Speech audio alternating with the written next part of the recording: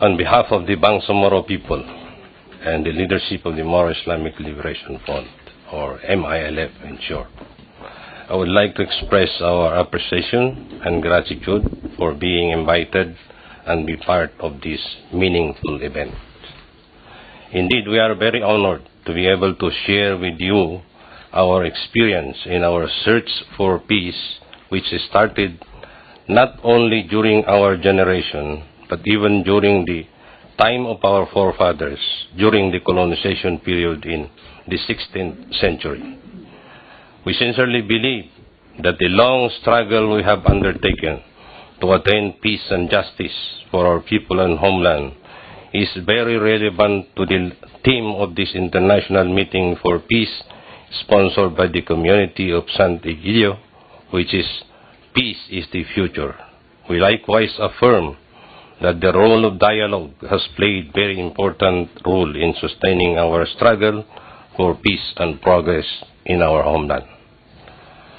Ladies and gentlemen, we have been witnessing conflicts after conflicts unfolding almost everywhere. We have witnessed the devastating outcomes of wars, from the petty arms conflict to full-blown wars. But after all the destructions of enormous lives and properties, almost all these wars are settled ultimately through dialogues. And therefore, I strongly believe that if a dialogue takes its course before we overtake it, we will always find war irrelevant and become illegitimate.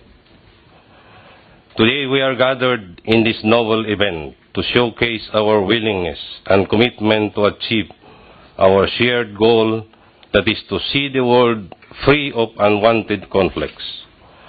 The result of war is always a serious calamity that does not spare non-combatants, and therefore it should not have been and should not be happening. Any attempt for war should be defeated. A world that is war-free is within our reach. If only demands our collective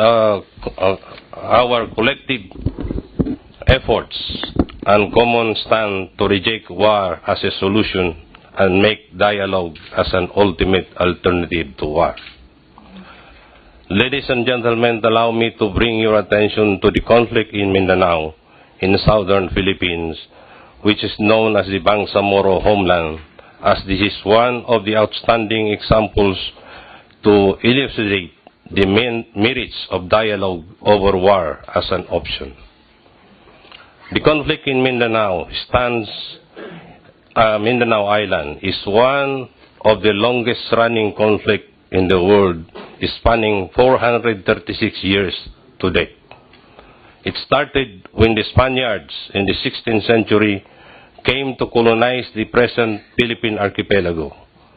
Having subjugated the northern islands of what is now known as Luzon and Visayas, our ancestors, the native inhabitants of the southern part, which was at that time enjoying their independence and own system of governance under the different sultanates, prominent of which are the Sultanate of Sulu, Sultanate of Maguindanao and Buayan, and the Confederation of Leaders in Ranao, resisted to the colonization of the Spaniards, and thus they have never been colonized by Spain and were able to maintain their culture and Islamic belief.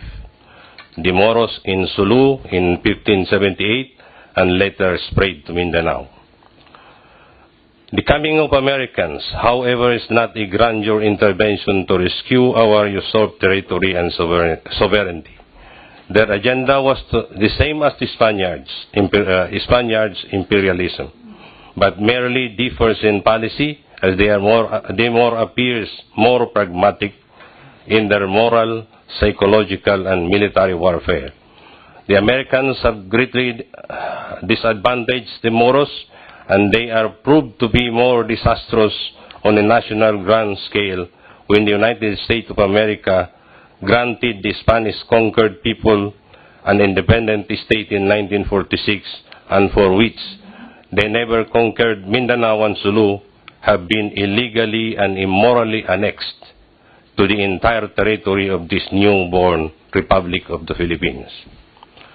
Under the Filipino Republic, the Bangsamoro experienced discrimination, oppression, and other forms of injustices as minority until in 1935, the government in Manila passed a law implementing systematic migration from the north to the south until they were able to effectively change the balance of population in the Bangsamoro homeland, turning the Bangsamoro still minority in their own homeland.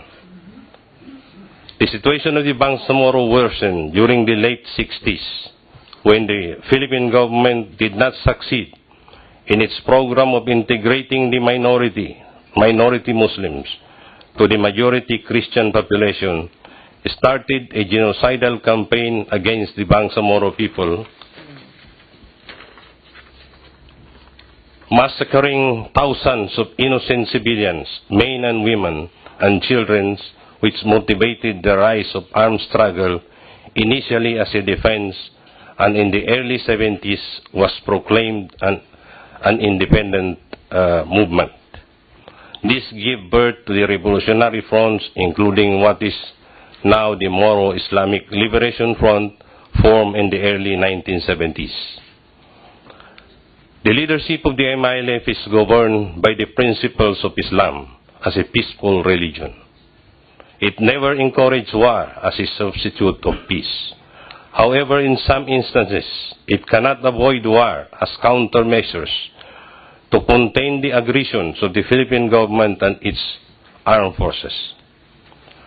The commitment and devotion of the MILF for peace is beyond reasonable doubt. For the past 17 years, since 1997, the government of the Philippines and the MILF have been locked up in negotiating table with numerous major and minor skirmishes interrupting along the way. At times, the negotiation is marred with GPH's perpetuation to renege past agreement on one hand and intimidating consequence of war on the other hand. True to the commitment to settle the conflict, the MILF has persistently opened its door and entered into a series of dialogues with the government of the Philippines for the sole purpose of resolving the conflict peacefully. Up to this day, the two parties are still engaged in series of dialogue until the final aspiration of the Moros or the Bangsamoro are met. The MILF negotiation with the GPH has resulted in the signing of a framework agreement on the Bangsamoro on the 15th of August 2012.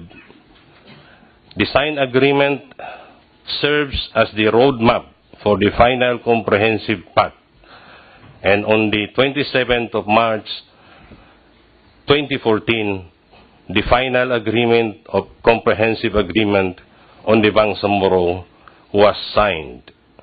This agreement could not have been possible without the overwhelming conduct of dialogues.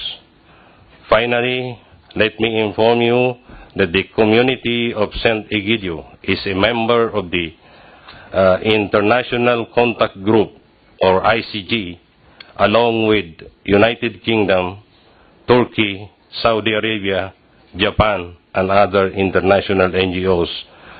They were helping facilitate the GPH MILF negotiation. Thank you very much. Assalamu alaikum.